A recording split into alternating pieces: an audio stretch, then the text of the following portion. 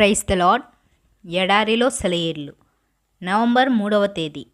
చెట్లు లేని మెట్టలన్నిటి మీద వారికి మేపు కలుగును. యెషయా గ్రంథం 49వ అధ్యాయము 9వ వచనము. ఆట బొమ్మలు, చేతి గాజులు తేలికగా లభిస్తాయి, కానీ విలువైన వస్తువులు కొనాలంటే కష్టపడాలి. ఉన్నతాధికారాలు రక్తం ధారపోసిన వాళ్ళకే దక్కుతాయి. నీ రక్తం ఇచ్చి ఎంత ఎత్తైన స్థానాన్నైనా కొనుక్కోవచ్చు.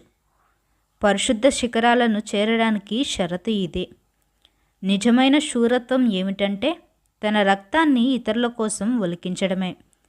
జీవితంలో అత్యుత్కృష్టమైన వ్యక్తిత్వపు విలువలు గాలివాటుగా మన పాదాల దగ్గర వచ్చి పడవు.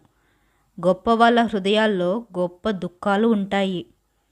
చేదు నిజాలు చెత్త కాగితాలు, గాలికి ఎగిరొచ్చే గడ్డి పరకలు.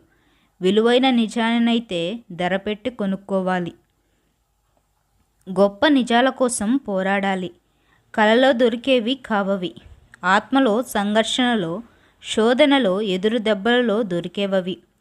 శోకాల బాధలు శోధించే రోజున బలమైన దేవుడు తన చెయ్యి చాపి కరుడుగట్టిన గుండెలోతుల్ని దున్ని పాతుకొని ఉన్న సత్యాలని పైకి తీస్తాడు. కలత చెందిన ఆత్మలో కార్చిన కన్నీళ్లలో, దున్నిన భూమిలో దండిగా మొలకెత్తిన పంటలాగా సత్యం సాక్షాత్కరిస్తే ఆ కన్నీళ్లు వ్యర్థం కావని తెలుస్తుంది.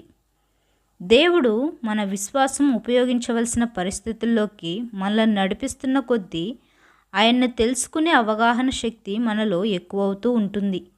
కాబట్టి శ్రమలు మన దారికి అడ్డం వచ్చినప్పుడల్లా దేవుడు మన గురించి శ్రద్ధ తీసుకుంటున్నాడని మనం తెలుసుకొని సహాయం కోసం ఆయన మీద ఆధారపడుతూ ఆయనకు కృతజ్ఞతాస్తుతులను అర్పించాలి. Praise the lord.